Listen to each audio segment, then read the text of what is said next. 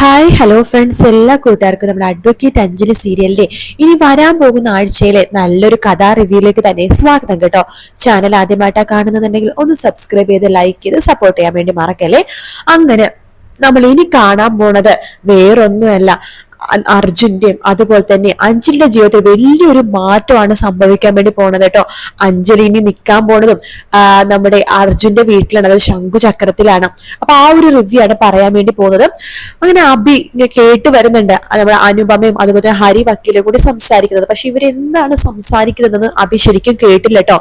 അപ്പൊ അതിന്റെ ഭയങ്കര സന്തോഷത്തിലാണ് അനുപമ. ഹാവോ, പേടിച്ച പോലെ അബി മുഴുവനായിട്ടും കേട്ടില്ല, ഭാഗ്യം എന്നിങ്ങനെ വിചാരിക്കുമ്പോൾ അബി അടുത്തേക്ക് വരുന്നുണ്ട്. നിങ്ങളെ സംസാരിക്കുന്നത് മുഴുവനായിട്ട് കേട്ടില്ല, പക്ഷെ ഒരു കാര്യം എനിക്ക് മനസ്സിലായി. എന്റെ അനിയൻ അർജുന നിങ്ങൾ എന്തോ ചെയ്യാൻ ഉദ്ദേശിച്ചു, പക്ഷെ അത് നടന്നില്ല. എന്നിട്ട് നിങ്ങൾ ആ കുറ്റം എന്റെ അച്ഛന്റെ തലയിൽ കെട്ടിവെക്കാൻ വേണ്ടി നോക്കാണ്. എന്താ അതല്ലേ സംഭവിച്ചത്?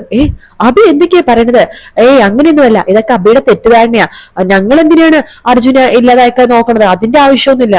മനസ്സിലാവുന്നുണ്ട്, നീയല്ലേ ആള്, നിന്റെ കാര്യം നടത്താൻ വേണ്ടി നീ എന്ത് വേണമെങ്കിലും ചെയ്യും. എടോ ഹരി വക്കീലെ, തനിക്ക് നാണമില്ലേടോ ഇവളുടെ വാക്ക് കേട്ട് ഇതിനു വേണ്ടി ഇറങ്ങി പുറപ്പെടാൻ വേണ്ടി? അല്ല, ഈ അനുപമ എന്ത് ഓഫറാണോ തനിക്ക് തന്നത്? പൈസ അല്ല സ്വർണം, അതോ വേറെന്തെങ്കിലും ഓഫറാണോ എന്ന് ചോദിക്കുമ്പോഴേക്കും അയ്യോ സാർ തെറ്റിദ്ധരിച്ചിരിക്കുക. എന്തെങ്കിലും ആവട്ടെ, എന്നാലും ഇവളുടെ കൂടെ കൂടിയാലേ ഇവളുടെ അവസാനം എങ്ങനെയെങ്കിലൊക്കെ രക്ഷപ്പെടും. പക്ഷെ താനായിരിക്കും കുടുങ്ങാൻ പോണത്. ഇപ്പൊ എന്റെ അച്ഛന്റെ കൂടെയെങ്കിലും വർക്ക് ചെയ്യണില്ലേ, പിന്നെ അതുപോലും ഇല്ലാത്ത തന്റെ ലൈസൻസ് പോലും കട്ടാകുന്ന അവസ്ഥയിലാവും. അത് വലുതും വേണോടോ? അതുകൊണ്ട് മര്യാദക്കാണെങ്കിൽ തനിക്ക് കൊള്ളാം, എനിക്ക് അത്രേ പറയാനുള്ളൂ. ഇവളുടെ കൂടെ ആരൊക്കെ കൂട്ടുണ്ട് അവരൊക്കെ നശിച്ചതല്ലാട്ടെ നന്നായതാട്ടെ എനിക്കറിയില്ല എന്ന് പറഞ്ഞിട്ട് അബി അകത്തേക്ക് പോവാണ്. ഹരി പറയുന്നുണ്ട് ശരി എന്തിനാ പോകുവാണ് എന്ന് പറഞ്ഞിട്ട് ഹരി അവിടെ നിന്ന് പോകുവാട്ടോ.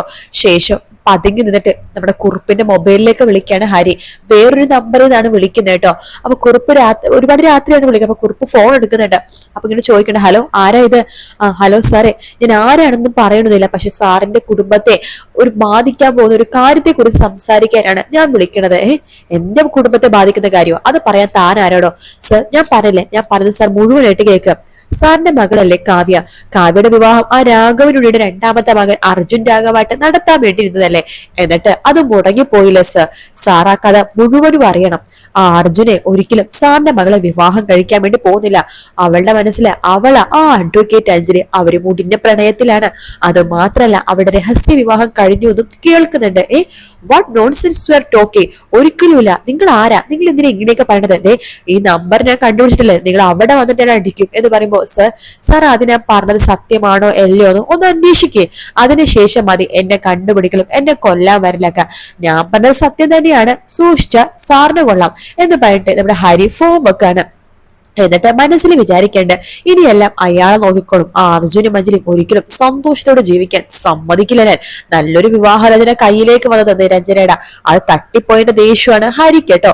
അങ്ങനെ കുറിപ്പ് വിചാരിക്കുകയാണ്, അങ്ങനെ ഒരു ചതി ആ അർജുൻ ചെയ്തിട്ടുണ്ടെങ്കിൽ അത് കണ്ടുപിടിച്ചേ പറ്റൂ എന്ന് വിചാരിക്കുന്നുണ്ട്. ഇത് കേട്ടുകൊണ്ട് കാവ്യ ഇവിടേക്ക് വരുന്നുണ്ട്. ആരാ അച്ഛൻ വിളിച്ചത്? വേറെ ആരുമല്ല, ആരോ ഒരാള്. അർജുനും അഞ്ജലി തമ്മിൽ ഭയങ്കര കട്ട പ്രണയത്തിലാണെന്നോ, അവരുടെ രഹസ്യ വിവാഹം കഴിഞ്ഞെന്നോ അങ്ങനെ എന്തൊക്കെ പറയാൻ വേണ്ടിട്ടാ വിളിച്ചത്. രഹസ്യ വിവാഹം കഴിഞ്ഞെന്നോ?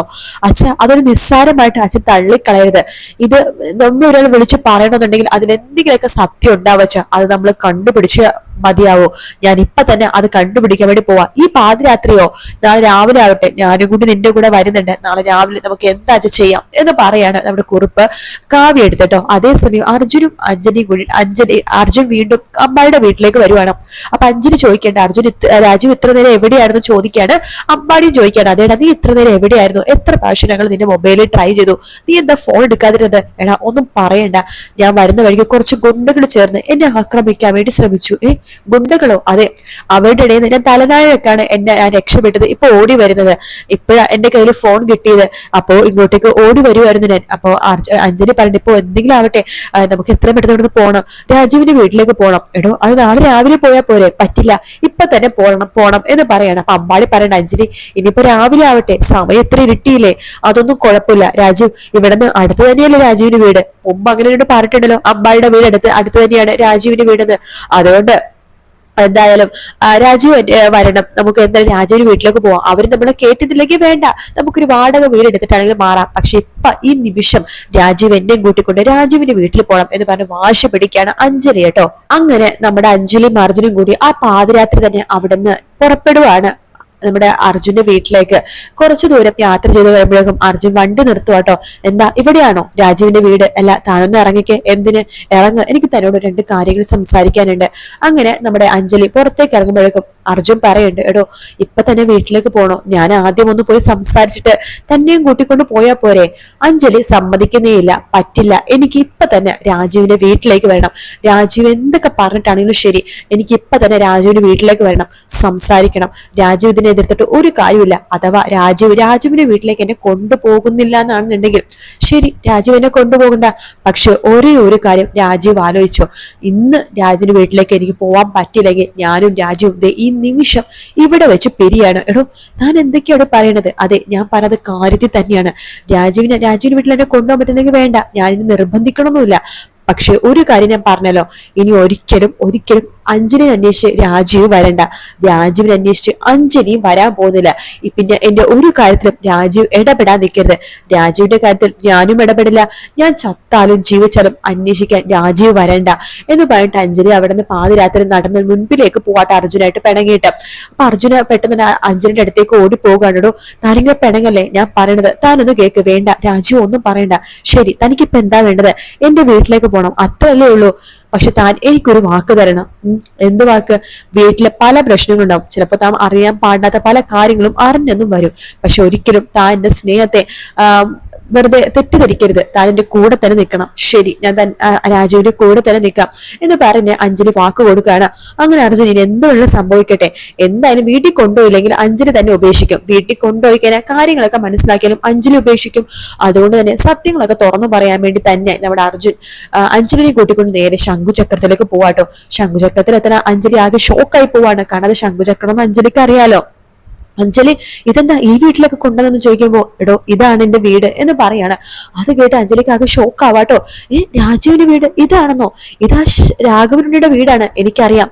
ഈ പറഞ്ഞ രാഘവനുണ്ണിയാണ് എന്റെ അച്ഛൻ എന്ന് പറയാണ്. അഞ്ജലിക്ക് എന്ത് ചെയ്യണമെന്ന് അറിയാം. ആകെ ഷോക്കായിട്ട് നിൽക്കുന്ന സമയത്താണ് അവിടേക്ക് നമ്മുടെ ഗോവിന്ദനും മുത്തശ്ശിയും രമ്യയും എല്ലാരും കൂടി ഇറങ്ങി വരുന്നത് കേട്ടോ. അഞ്ജലിനെ കാണുമ്പോഴേക്കും എല്ലാവർക്കും ഭയങ്കര സന്തോഷമാണ്. അപ്പൊ പുതുപ്പെണ്ണും പുതുമണവാളനും വന്നല്ലോ. അർജുൻ നേരത്തെ തന്നെ എല്ലാ കാര്യങ്ങളും പറഞ്ഞിരുന്നു കേട്ടോ. അർജുനോ? അതെ, ഇത് അർജുനാണ്, ഞാൻ അർജുനാണ്, രാജീവല്ല. തന്റെ പ്രണയം പിടിച്ചു പറ്റാൻ വേണ്ടി രാഘവന്റെ മകനാണെന്ന് താൻ അറിഞ്ഞു കഴിഞ്ഞാൽ എന്നെ സ്നേഹിക്കില്ലല്ലോ. അതുകൊണ്ട് ഞാൻ രാജീവായിട്ട് അഭിനയിക്കായിരുന്നു എന്നുള്ള സത്യങ്ങളെല്ലാം തുറന്നു പറയാട്ടോ. അങ്ങനെ അഞ്ജലിക്ക് വേറൊരു നിവർത്തിയില്ലാണ്ട് അഞ്ജലി അവിടെ കയറുവാണ്. അപ്പൊ രമ്യ ആരതി കുഴിഞ്ഞ് നിലവിളൊക്കെ കൊടുത്ത് അഞ്ജലിനെ കയറ്റുന്നുണ്ട്. അഞ്ജലി വലതുകാലം വെച്ച് ശംഖുചക്രത്തിലേക്ക് കയറാണ്. ശേഷം അർജുന്റെ റൂമിലേക്ക് അഞ്ജലി എടുത്ത് പോയി റെസ്റ്റ് ചെയ്തോന്നൊക്കെ രമ്യ പറയുന്നുണ്ട്. അഞ്ജലി ആ റൂമിൽ നിൽക്കാണ്. ഇതൊക്കെ തന്നെ ബാക്കി എല്ലാവരും കാണുന്നുണ്ടെങ്കിലും ആരും അതിനെ കുറിച്ച് മിണ്ടുന്നൊന്നുമില്ല കേട്ടോ. ഇനിയിപ്പോ ആരും മിണ്ടാനും പോകുന്നില്ല, ഒന്നും പറയാനും പോണില്ല. അഞ്ജലി നിൽക്കാൻ പോണത് അർജുന്റെ വീട്ടിൽ തന്നെയാണ്. അപ്പൊ ഇനി വരുന്ന ആഴ്ച നമ്മൾ കാണാൻ പോണത് അഞ്ജലിയും അർജുനും കൂടി ചേർന്ന് അർജുന്റെ ശംഖുചക്രത്തിലെ കഴിയണ ഭാഗങ്ങളാണ് നമ്മൾ കാണാൻ വേണ്ടി പോകുന്നത് കേട്ടോ. വീഡിയോ ഇഷ്ടപ്പെട്ടാൽ ലൈക്ക് ചെയ്യുക, സബ്സ്ക്രൈബ് ചെയ്യുക, കമന്റ് ചെയ്യുക. മറ്റൊരു വീട്ടിൽ കാണാം. Take care, bye bye.